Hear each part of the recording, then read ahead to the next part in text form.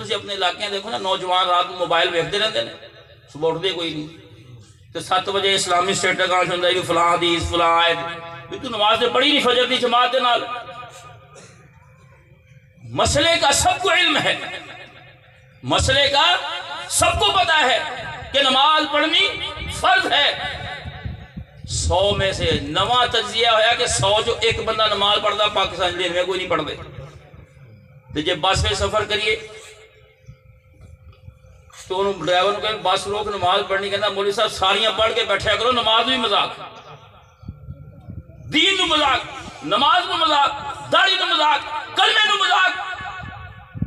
تو دکھ سانو بڑا لگتا بھی یہ سویڈن والے نے قرآن ساڑ دیتا ہے تو نماز نو مذاق کر رہے ہیں تو یہ کہہ رہے ہیں کہ مولوی صاحب کٹھیاں جا کے پڑھ لئیے ہو 5 دیا 5 کٹھیاں پڑھ کے بیٹھے کرو مذاق ہر چیز کو مذاق ہر چیز کو خراب پتہ ہے سب کو مسئلوں کا ہم سب جانتے ہیں مسئلوں کو رات کو لوگ موبائل دیکھتے رہتے ہیں نوجوان طبقہ کوئی فیس بک پہ نسلیں تباہ ہو گئی حیا ختم غیرت ختم اخلاق ختم پیسہ برباد عزت برباد صحت برباد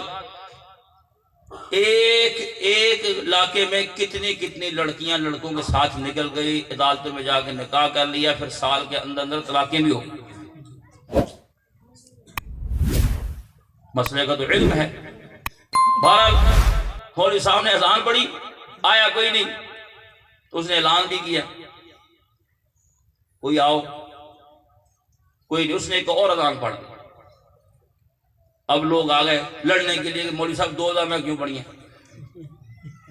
انہوں نے کہا بھی تم دین کے نام پر تو نہیں آتے لیکن دین کے نام پر لڑنے کے لیے تیار مسجد میں جب اذان جو ہوئی اذان کا مطلب ہے نماز پڑھنے کے لیے آؤ تم نہیں آئے اب ایک اور اذان پڑھی تم سب ڈنڈے چھوٹے لے کے لڑنے کے لیے پہنچ گئے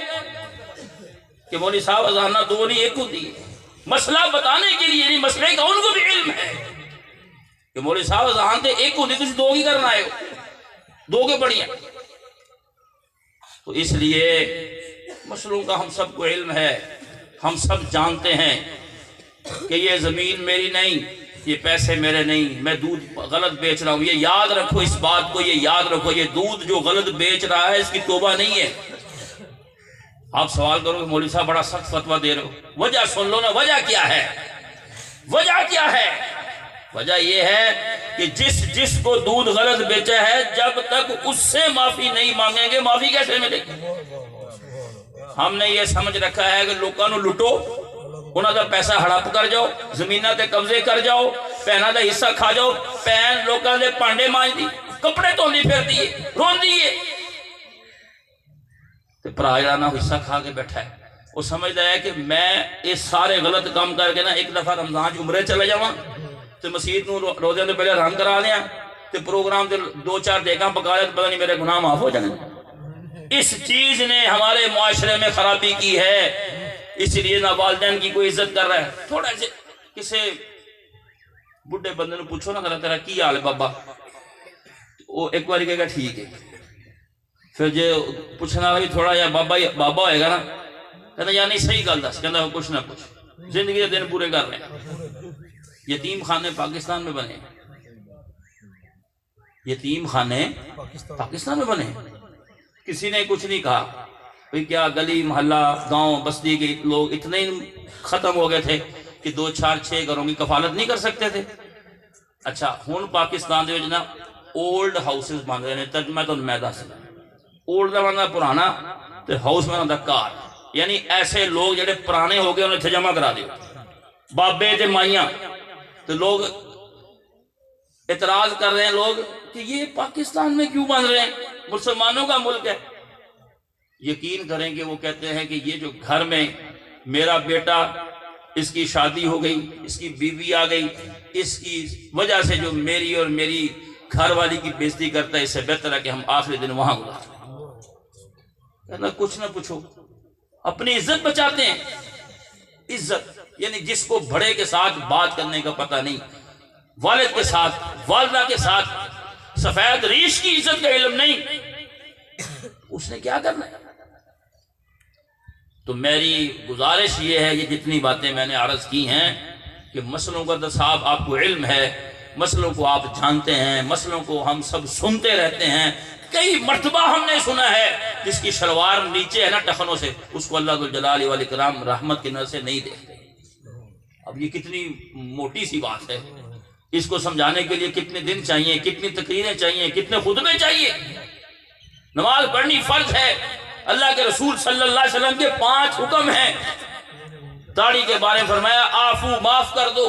او فرو بڑھاؤ، وہ فرو زیادہ کرو، ارخو لٹکاؤ۔ ہم فوراً کہیں گے حرمت رسول پر جان بھی قربان۔ اگر کسی کو کبھی اس مجلس کوئی بندہ ہے خوش قسمت جڑا وعدہ کرے اٹھ کے بھی آج تو بعد داڑھی نہ مناواں گا نہ کٹاواں گا، ہو سکتا ہے کوئی اللہ کا بندہ کھڑا ہوا نہ کہ سوچے گا بھی میرا نقصان نہ ہو جائے، ویسے کہے گا حرمت رسول پر، بولو حرمت رسول پر حرمت۔ چودھری منشا صاحب کہہ رہے تھے جی کہ رسول اللہ صلی اللہ علیہ وسلم کی ذات بڑی اعلیٰ ہے، آپ دی بات اعلیٰ نہیں، جدا کلمہ پڑھی تھا وہی گل بھی منی تھی، لیکن آپ حیران رہ جائے کہ یہ ہمیں رسول اللہ صلی اللہ علیہ وسلم کا نہ چہرہ پسند ہے، نہ آپ کا لباس پسند ہے، نہ آپ کی باتیں پسند ہیں، کچھ پسند نہیں۔ جاؤ تاریخ کے اوراق پلٹ کر دیکھیے، اگر یہی ترجمہ کلمے اور اسلام کا ابو جہل کو، عتبہ شیبہ کو، ان کو سمجھ آ جاتا نا بھی اسلام اور کلمے کا ترجمہ یہ ہے بھی کلمہ منہ تو پڑھ لو، باقی جو مرضی کرتے پھرو، میرا خیال وہ سارے ہی مسلمان ہو جاتے۔ انہوں نے کی تکلیف سی مسلمان نہ ہوندی، وہ سمجھتے تھے کہ اس کلمے کا ترجمہ کیا ہے، جب یہ پڑھا جاتا ہے پھر اپنی مرضی نہیں چلتی، پھر اپنی نہیں چلتی۔ لیکن آپ مجلس میں دیکھ لیں کہ کوئی بندہ آپ کو نظر آئے گا یہ کہتا ہے بھی ٹھیک ہے جی آج کے بعد زندگی رسول اللہ صلی اللہ علیہ وسلم کے طریقے کے مطابق ہوگی، میں اپنے بہنوں کا حصہ دے دوں گا، میں اپنی جو زمین پہ قبضہ کیا ہوا واپس کر دیتا ہوں، جس کا حق میں نے کھایا واپس کروں گا، جس کا میرے اوپر کوئی مسئلہ ہے میں اس سے جا کے معافی مانگ لوں گا۔ نبی کریم صلی اللہ علیہ وسلم نے فرمایا ہر سوموار اور جمعرات کو اللہ ذوالجلال والاکرام کے سامنے عمل پیش ہوتے ہیں، جیسے حساب ہوتا ہے، اللہ تعالیٰ ہر کسی کو معاف کرتے ہیں۔ 2 قسم کے لوگوں کو معافی نہیں ملتی، ایک مشرک کو، اور 2 بندے وہ ہوتے ہیں اللہ کے رسول صلی اللہ علیہ وسلم نے فرمایا کہ جو آپس میں لڑے ہوتے ہیں، ناراض ہوتے ہیں، اللہ تعالیٰ فرماتے ہیں ان دونوں کا معاملہ بھی مجھ سے دور کر دو، جب تک یہ صلح نہیں کریں گے میں ان کو معاف نہیں کروں۔ ہم کسی کے گھر میں گئے کھانا کھانے کے، جیسے پروگرام پہ آئے ہیں کھانا کھانے کے لیے گئے، کھانا کھلاتے کھلاتے وہ گھر کا جو سربراہ تھا، والد تھا جو، وہ کہنے لگا یہ آج تشریف لایا تو ایک کام بھی کر جائیں میرا۔ اب ٹھیک ہے بتائیں کیا کام ہے؟ کہنے لگے کتنے دن ہو گئے ہیں میں اپنے بچے سے معافی مانگ رہا ہوں، یہ مجھے معاف نہیں کر رہا،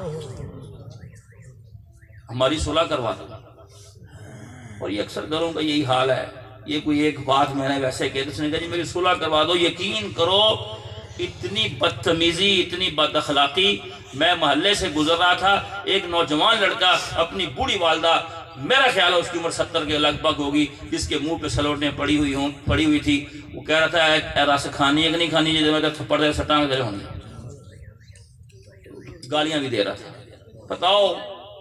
کیا اس کو پتہ نہیں ہے اس مسئلے کا؟ ہم کہتے ہیں جی مولوی صاحب سے دعا کروا لیں، عمرے پہ جا رہا ہے دعا کا کہہ دیں، حج پہ جا رہا ہے دعا کا کہہ دیں، رمضان میں دعا کروا لیں۔ میں کہتا ہوں سب سے زیادہ جس دعا کی مجھے آپ کو ضرورت ہے وہ والدین کی دعا کی ضرورت ہے، اور ان کو کہنا نہیں پڑتا۔ کدی انہوں نے کول بہ کے انہوں نے پیر کٹو، کدی انہیں پلڑیاں تیل لاؤ، تو انہوں کہنا نہیں پے گا۔ یقین کرو تسی انہوں نے مارو بھی پھر بھی دعا ہی دیں بیچارے۔ کدی ماں پیو، یہ واحد رشتہ ہے، ماں پیو مخلص رشتہ، مخلص۔ اور ان رشتوں کے ساتھ ہماری زیادتیاں انہی لوگوں کی جو مسلمان ہیں، جو کلمہ پڑھتے ہیں، جو لا الہ الا اللہ پڑھتے ہیں، جو محمد رسول اللہ صلی اللہ علیہ وسلم پڑھتے ہیں، ان کے اپنے والدین کے ساتھ رویے کیا ہے؟ یاد رکھو جس کا والد والدہ اپنے بچے سے بات کرتے ہوئے ڈرے کہ پتہ نہیں ہے کیوں کی کہے گا میرا پتر، یہ تو اپنی بیوی کے پیچھے لگا ہے، سمجھ لو اس اولاد سے بدبخت اور بد نصیب بندہ کوئی نہیں۔ کہ والدین اس کو بات ہی نہیں کر سکتے، اس کو کچھ کہہ ہی نہیں سکتے۔ تو آئیے اپنی زندگیوں کو بدلیے، اپنے اخلاق کو بدلیے، محبت والی بات کیجئے، خیر والی بات کیجئے۔ ویسے میں ایک بات آپ کو بتاؤں، دعاؤں کا لوگ کہتے ہیں نا میرے لیے دعا کرنا، میرے لیے دعا کرنا، پتہ نہیں کوئی کرتا ہے کہ نہیں کرتا، لیکن میں آپ کو مشورہ دے رہا ہوں، دعاواں کین کو آنا نہیں ہوندی ہے، بلکہ دعاواں اس طرح ہوندی ہے کہ کم